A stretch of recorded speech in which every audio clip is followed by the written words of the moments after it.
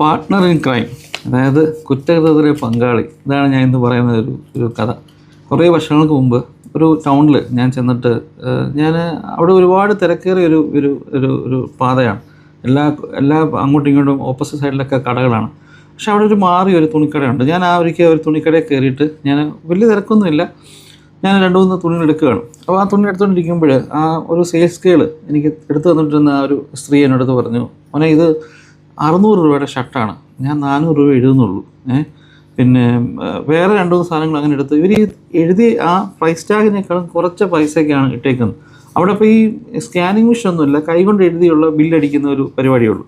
അപ്പോൾ ഈ പുള്ളിക്കാരി പറഞ്ഞു 600-ൻ്റെ 400-ൻ്റെ ഒന്ന് 300-ൻ്റെ ഒന്ന് അങ്ങനെ ഇങ്ങനെ പറഞ്ഞ് പുള്ളിക്കാരൻ പെട്ടെന്ന് എഴുതുന്നു, ബില്ലടിച്ച്. ഈ പറഞ്ഞ സംഭവം വളരെ പെട്ടെന്ന് അങ്ങ് നടന്നു. അപ്പം ഞാൻ ഇനിയും തിരിച്ചറിഞ്ഞ് ചെക്ക് ചെയ്ത് ഈ സാധനം എടുത്ത് നോക്കി, ഇതിൻ്റെ ബില്ല് ഒറിജിനൽ കണ്ട്.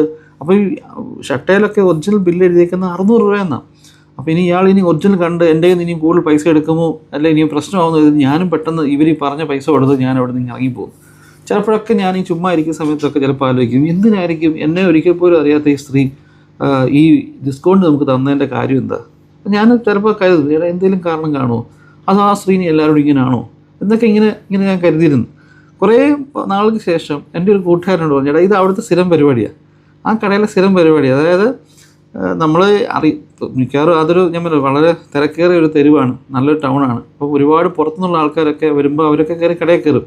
ഈ സ്ത്രീയുടെയും ഈ കടയുടെ ഉടമയുടെയും ഒരു സ്ഥിരം പരിപാടിയാണ്. കാരണം ഇത് നമ്മളെ ഒരു കുറ്റകൃത്യം ചെയ്തിട്ട് നമ്മളെ കൂടെ അതിനകത്ത് പങ്കാളികളാക്കും. അപ്പം ആരും തന്നെ ഇതിനെപ്പറ്റി ചെക്ക് ചെയ്യത്തില്ല. ആരെങ്കിലും പറയുമോ, ഇല്ല സാറേ, ഇല്ല ചേട്ടാ, 600 രൂപ 400 രൂപ അല്ല 600 രൂപ ഷർട്ടാ, നിങ്ങൾ 600 രൂപ അടിച്ചോളാൻ പറയും. ആരും പറയത്തില്ല. ഇത് ശരിക്കും പറഞ്ഞാൽ 300 രൂപ പോലും കാണത്തില്ല ഈ ഷർട്ടിന്.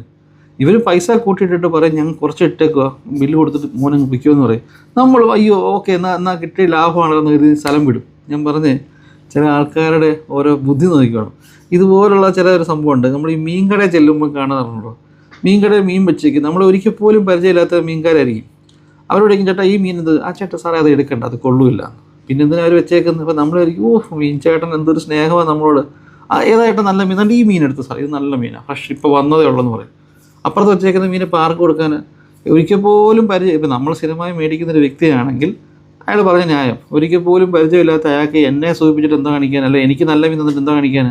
അപ്പോൾ അയാൾ ആ മീൻ വെച്ചേക്കുന്ന പാർക്ക് കൊടുക്കാൻ ആരും ചിന്തിക്കുന്നുണ്ടോ? നിങ്ങളെല്ലാം ശ്രദ്ധിച്ച് നോക്ക്, നിങ്ങൾക്ക് എക്സ്പീരിയൻസ് ഉണ്ടെങ്കിൽ പറഞ്ഞ്, അല്ലെ മീൻ വിൽക്കുന്ന ആരെല്ലാം ഉണ്ടെങ്കിൽ അതിൻ്റെ ലോജിക്ക് എന്താണെന്നൂടെ നിങ്ങൾക്ക് അറിയാവുന്നവരുണ്ടെങ്കിൽ കമൻറ്റ് ചെയ്യും. Okay, thank you.